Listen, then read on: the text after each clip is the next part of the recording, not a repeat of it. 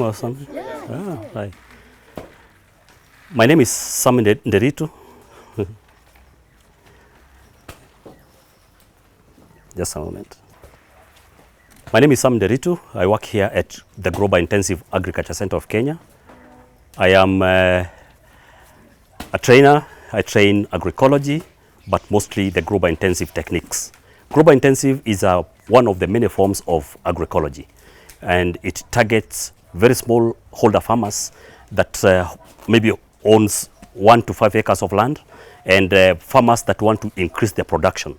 And it is the most sustainable way of farming because it entails improving the soils using the resources that the farmer has.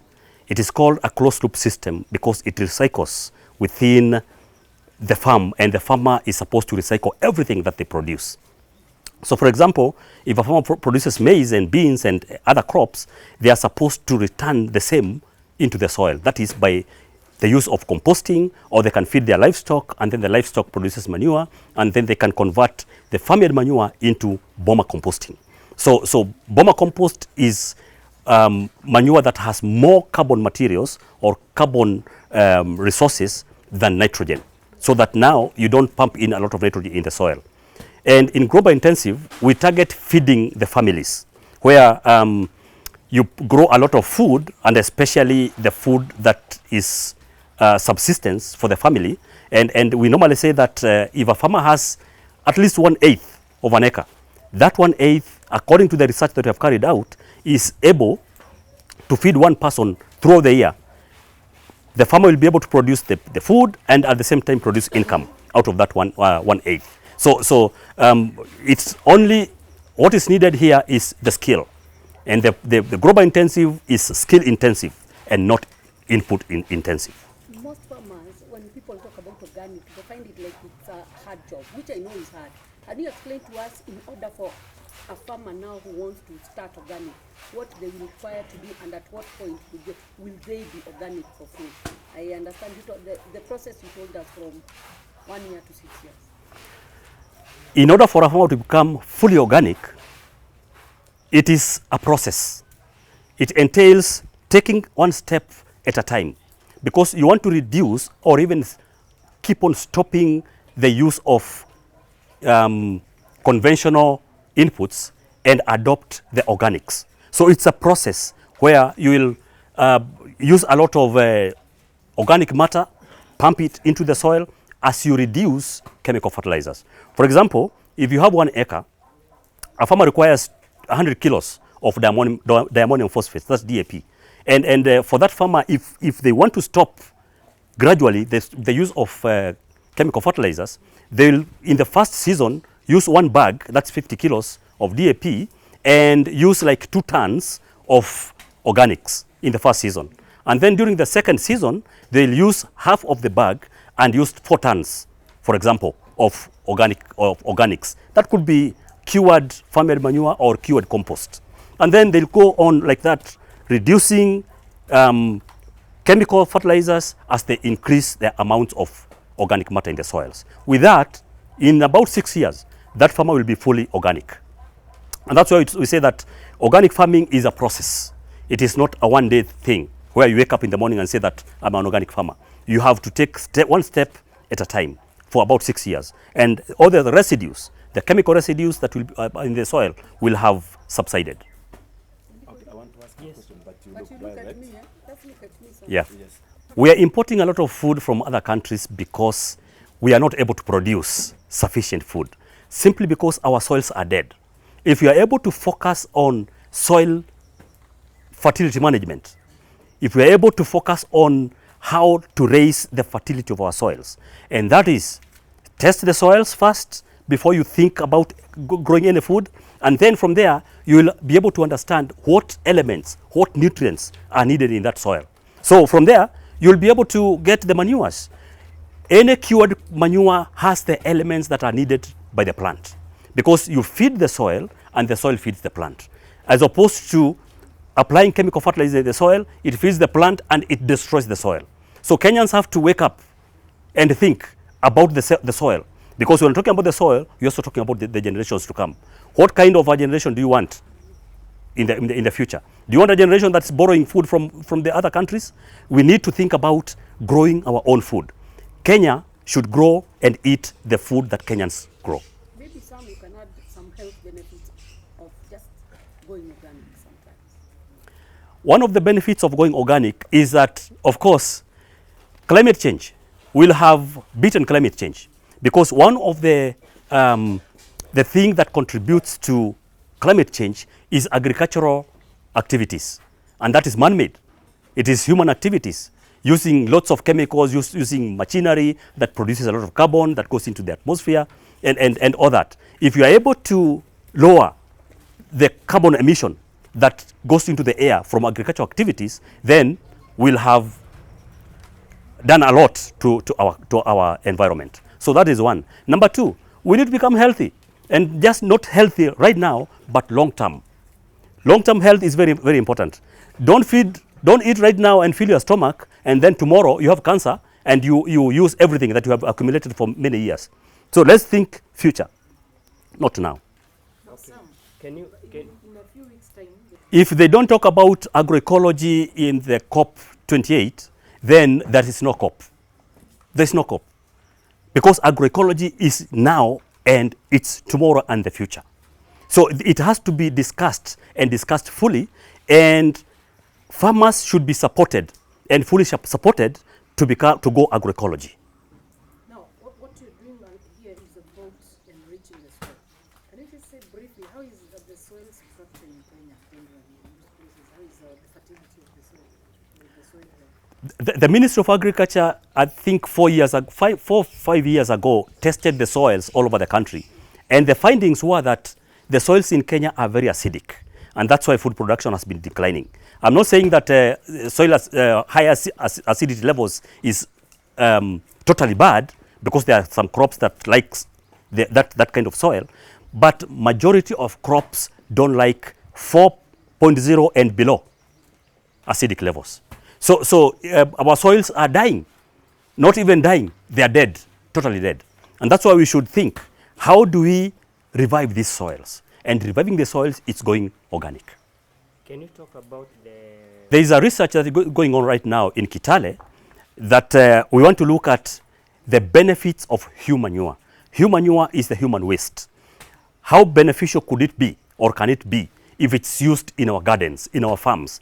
Can it be an alternative to fertilization strategies? Can it be one of the fertilization strategies? So we are looking at the stages of decomposition, number one, and if they are bacteria, and we are not doing the research at one station only. We have different stations, even in the farmers' fields or in the farmers' households, looking at, are there bacteria, what kind of bacteria are there, and at what process, at what time are they dying out of decomposition. So it will be very important if human manure can be an alternative. And we are saying that human manure is the future soil fertility thing, and many people will embrace human manure. Do you know if it's used in other parts of the world? Human manure is used in other parts of the world. It's used in the US, it's used in the UK, it's used in Germany, and many other developed world. But we have to think, culture, is it culturally acceptable? Is it scientifically proven? And looking at the health when the crops are grown using human manure. And in Africa? In Africa, I think if that research goes on well and it's approved by the Ministry of Health. The question mark in the end. I have said, it is time for farmers to do agroecology. Yes. We are going organic. Agroecology is the way to go. But wacha tufanye. Hiyo ni intro. Yeah. So I start? Okay. Yeah. Your name, Yeah. your title.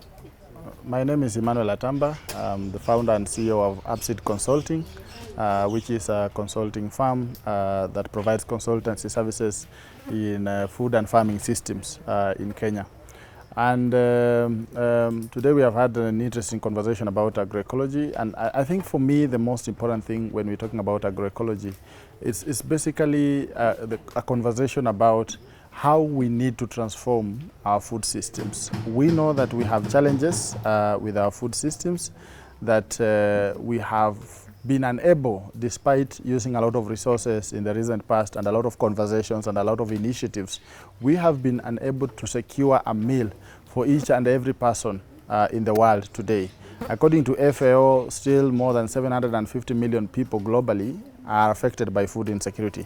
And this is a clear indicator of failure of the current system to achieve the most basic function of our agriculture, which is basically to ensure that each and every person has access to adequate food at all times.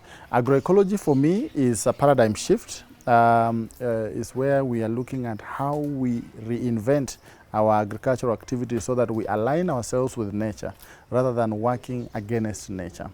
If we work against nature, it's basically like shooting yourself on the foot. There's nowhere you are going, you know. And this is the kind of system that we have been having that is heavily reliant on chemical inputs, external inputs, which farmers have no control over. Today in Kenya, we are talking about the cost of fertilizer. We have subsidized, we have resubsidized, but it is still unaffordable. We are talking about access to seeds that are productive, that are viable, that are climate resilient. We are also talking about a lot of other things that come with labor requirement, mechanization requirement, and all these things that make the current system of food production in Kenya too expensive that consumers cannot be able to afford anymore. At the same time, we have the expectation of getting cheap food. Where are we going to get it from? We have the expectation of getting nutritious, diverse foods. Where are we going to get this from? So for me, it's a conversation that is not just about farmers, it's not just about producers doing different, but it's about all of us as a people changing the way we perceive food, changing the way we perceive agriculture, and looking at agriculture as not only a victim of climate change, but as a potential solution, for example, to the climate crisis. Because today we are talking about water crisis, globally. We are talking about reduced rainfall as an outcome of climate change. At the same time, there is increased rainfall in other places during other seasons. So how can we redesign our food production systems to take into account the current context of climate crisis? And there lies a solution, so that if we recognize farmers and recognize producers as managers of landscapes and support them, direct all the support towards producers through whatever mechanism to ensure that producers have the capacities to cope, but they also have the capacities to align with the current context so that they can be able to thrive. So this is a timely conversation, especially now that all of us are worried whether we are going to have a meal 10 years from now or not. This is the time to ask ourselves, why are we worried? Why are we scared? Because basically we are standing on shaky ground. We are standing upon a system that is not sustainable, that is not resilient, that cannot see us through the next few generations as humans. Tell me something else you did not tell me. Yeah, so the conversation about transitioning to agroecology, as I've said, is not supposed to be left to farmers to do. Sometimes when you're talking about transition, when you're talking about adapting to climate change, you require resources. And through that, therefore, recognizing that, we need to ensure that all of us are giving support to our producers, we are giving support to our farmers, we are giving support to our pastoralists to be able to adapt. And it can be through investment, it can be through advocacy, that we raise these issues, we make them clear political issues, because this is a political issue. We make it a relevant conversation that has to happen within our systems of governance, so that then we are getting the right attention and we are directing the right amount of resources to addressing this. We can accelerate also through providing information, providing knowledge, like things like what, for example, the GBX Center is doing, and by training farmers and exposing farmers to alternative ways of thinking and looking at food systems. This is the way to go. Provide that information, provide the knowledge to the producers so that they can see alternatives. But at the same time, it is so important to understand that consumers have to be part of this conversation. Consumers have to learn to choose food not because it's cheaper, but because it is better. It is better for them, it is better for the environment, it is better for the producers. So it is a whole dynamic shift that has to happen at all levels, but overall, each and every person, each and every one of us has a role to continue to talk about how our current system is not working and what the alternatives like agroecology are offering, so that we ensure that this conversation gets to the highest table. But if it's only a few people who are speaking about it, then it becomes very difficult to accelerate any kind of, a major shift to happen. Both of you have talked about soil. No, I think the COP discussions are very key because they are guiding the global thinking around how we are addressing the climate crisis, and food systems or agriculture as it were is basically not only affected by climate change, but it's also a potential avenue for solutions and interventions towards the climate crisis.